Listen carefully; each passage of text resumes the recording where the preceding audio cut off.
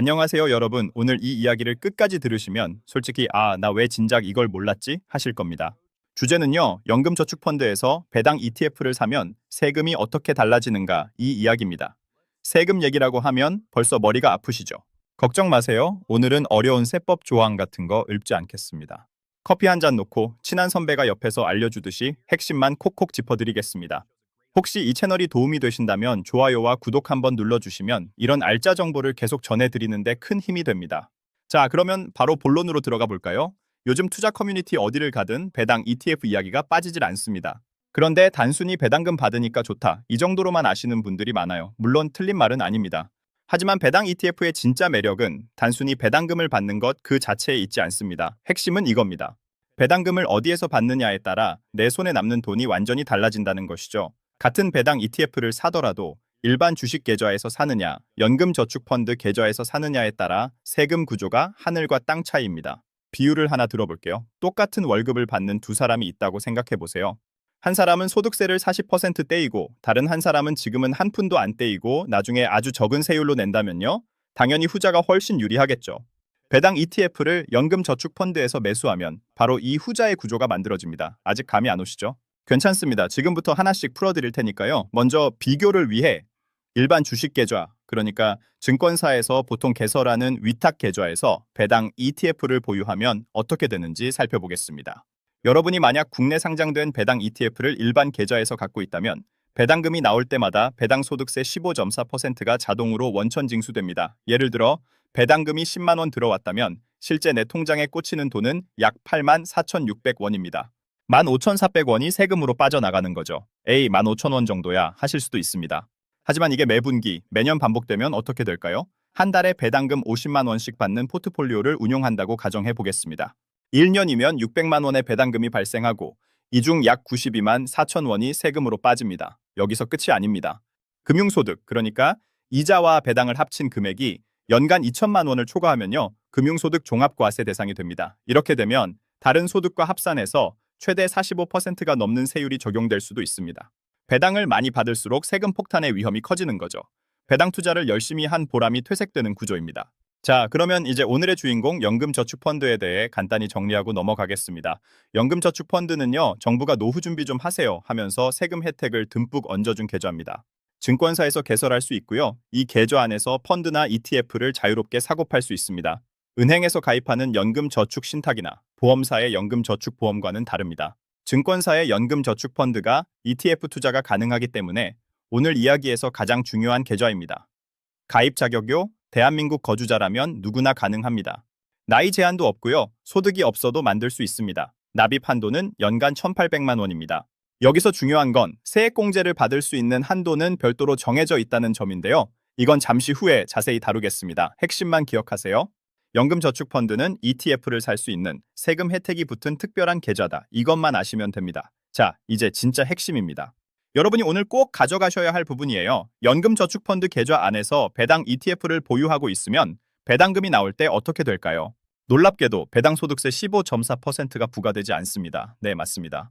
일반 계좌에서는 무조건 떼이던 그 15.4%가 연금저축펀드 안에서는 발생하지 않습니다. 그러면 세금을 영원히 안 내도 되는 건가요? 그건 아닙니다. 나중에 연금으로 수령할 때 그때 가서 세금을 냅니다. 이걸 과세이연, 쉽게 말해 세금 내는 시점을 뒤로 미룬다 라고 합니다.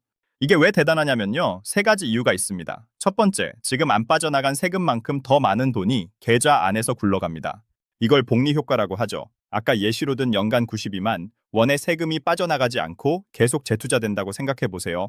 10년, 20년 지나면 그 차이는 어마어마합니다. 두 번째, 나중에 연금으로 수령할 때 적용되는 세율이 낮습니다. 만 55세 이후에 연금으로 받으면 연금소득세가 부과되는데요. 나이에 따라 3.3%에서 5.5% 수준입니다. 일반 계좌에서 당장 떼이는 15.4%와 비교해보세요. 최대 5배 가까이 차이가 납니다. 세 번째, 금융소득 종합과세에서 자유로워집니다. 연금저축펀드 안에서 발생한 배당은 금융소득 2천만 원 기준에 포함되지 않습니다. 배당을 아무리 많이 받아도 종합과세 걱정을 안 해도 된다는 뜻입니다. 정리하면 이렇습니다. 세금을 지금 안 내고 나중에 적게 내고 종합과세 걱정도 없다. 이 세 박자가 맞아떨어지는 거죠. 말로만 하면 와닿지 않으시죠? 간단한 숫자 비교를 해보겠습니다. 30세인 김 씨가 매년 600만 원씩 배당 ETF에 투자한다고 가정합니다. 연평균 배당 수익률은 4%, 배당금은 전액 재투자, 투자 기간은 25년으로 잡겠습니다. 일반 계좌의 경우입니다. 매년 발생하는 배당금에서 15.4%를 떼고 재투자합니다. 25년 뒤 대략적인 총 자산은 약 2억 4천만 원 수준이 됩니다. 이번엔 연금저축펀드 계좌입니다. 배당금에 세금이 붙지 않고 전액 재투자됩니다.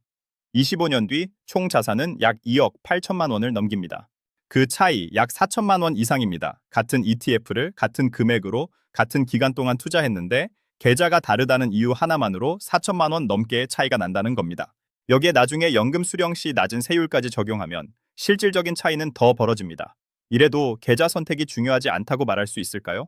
투자 수익률 1%더 올리려고 밤새 종목 분석하는 것보다 계좌 하나 바꾸는 게 훨씬 확실한 수익률 개선 방법일 수 있다는 뜻입니다. 배당금의 과세이연도 대단한데 여기서 끝이 아닙니다.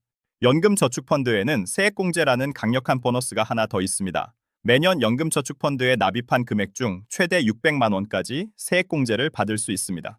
IRP까지 합하면 900만 원까지 가능하지만 오늘은 연금저축펀드에 집중하겠습니다. 총 급여가 5,500만 원 이하이거나 종합소득이 4,500만 원 이하인 분은 납입액의 16.5%를 세액공제 받습니다. 600만 원을 넣으면 99만 원을 연말정산 때 돌려받는다는 뜻이에요. 총 급여가 5,500만 원을 초과하는 분은 13.2%가 적용됩니다. 600만 원 납입 시 79만 2천 원을 환급받습니다. 이건 투자 수익과 전혀 별개의 혜택입니다. ETF 가격이 오르든 내리든 납입한 것 자체만으로 세금을 깎아주는 겁니다. 다시 말해 연금저축펀드에서 배당 ETF를 사면 세액공제 혜택과 배당금 과세 이연 이 두 가지 세금 혜택을 동시에 누릴 수 있다는 뜻입니다. 이 조합이야말로 월급쟁이가 활용할 수 있는 가장 강력한 합법적 절세 전략 중 하나입니다. 그러면 실전으로 넘어가 볼까요? 연금저축펀드 안에 어떤 배당 ETF를 담으면 좋을까? 이 부분이 궁금하실 겁니다. 먼저 원칙을 말씀드리겠습니다. 연금저축펀드에서는 국내 상장 ETF만 매수가 가능합니다.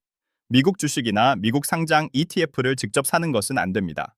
하지만 국내에 상장된 ETF 중에 미국 배당 지수를 추종하는 상품들이 많이 있으니 사실상 글로벌 배당 투자가 가능합니다. 대표적인 유형을 몇 가지 살펴보면요. 먼저 국내 고배당 ETF가 있습니다. 코스피 200 고배당 지수를 추종하는 상품들이 대표적이죠. 한국의 배당 우량주에 분산 투자하는 구조입니다. 다음으로 미국 배당 성장 ETF의 국내 상장 버전이 있습니다. 미국의 배당 귀족주, 배당 성장주에 투자하는 해외 지수를 국내에서 원화로 추종하는 상품들입니다. 미국 배당의 안정성을 연금 계좌에서 누릴 수 있는 방법이죠. 또 하나, 최근 인기를 끌고 있는 월배당 ETF도 있습니다. 커버드콜 전략을 활용하거나 매월 분배금을 지급하는 구조의 상품들인데요. 매달 배당이 들어오는 재미가 있습니다. 다만 커버드콜 전략은 상승장에서 수익이 제한될 수 있다는 점은 알고 가셔야 합니다. 어떤 상품이 정답이라고 딱 잘라 말씀드리긴 어렵지만 중요한 원칙은 있습니다. 보수가 낮고 운용 규모가 충분하며 추적 오차가 적은 상품을 고르시는 게 좋습니다. 그리고 하나의 ETF에 몰빵하기보다는 국내 배당과 해외 배당을 적절히 섞어서 분산하시는 걸 권해드립니다. 여기까지 들으시면 당장 연금저축펀드 열어야겠다 하실 텐데요. 그 전에 꼭 알아두셔야 할 주의사항이 있습니다. 첫 번째 실수, 중도 인출의 함정입니다. 연금저축펀드는 기본적으로 만 55세 이후에 연금으로 수령해야 낮은 세율이 적용됩니다. 만약 그 전에 해지하거나 중도 인출을 하면 기타소득세 16.5%가 부과됩니다. 일반 계좌에서 배당세를 내는 것보다 오히려 더 불리해질 수 있습니다. 그러니까 당장 쓸 돈을 넣으시면 안 됩니다. 정말로 장기간 묻어둘 수 있는 여유 자금을 넣으셔야 합니다. 두 번째 실수, 세액공제 받은 금액의 관리입니다. 세액공제를 받은 납입금과 운용수익은 나중에 연금 수령 시 과세 대상입니다. 세액공제를 받지 않은 초과 납입분은 비과세로 인출이 가능하고요. 이 구분을 잘 이해하고 계셔야 나중에 인출 전략을 짤 때 유리합니다. 세 번째 실수, 연금 수령 한도를 무시하는 것입니다.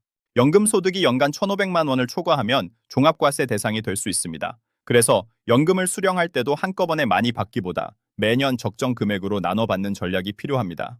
이 부분은 나중에 수령 시점이 가까워졌을 때 세무 전문가와 꼭 상담하시길 권합니다. 자, 이제 실전 전략을 시나리오별로 간단히 정리해 드리겠습니다. 20대에서 30대 초반, 사회 초년생이시라면요. 지금은 납입 금액이 크지 않아도 괜찮습니다. 중요한 건 빨리 시작하는 겁니다.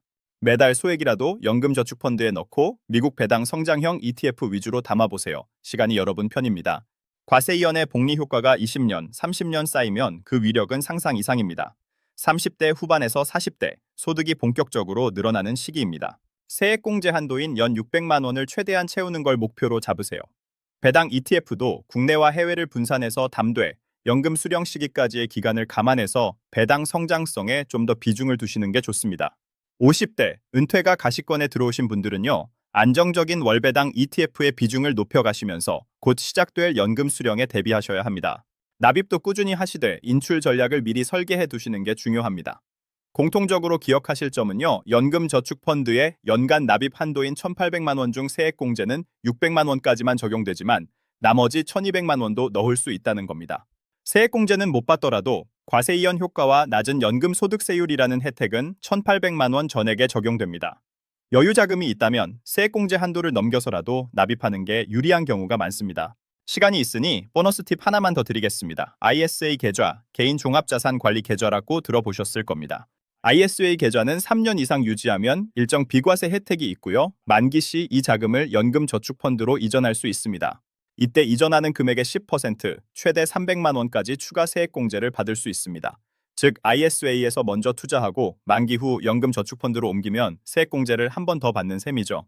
ISA에서 배당 ETF를 굴리다가 연금저축펀드로 넘기는 이 이중 절세 구조까지 활용하시면 정말 세금 측면에서는 최적의 조합이 완성됩니다. 다소 복잡하게 느껴지실 수 있지만 핵심은 단순합니다.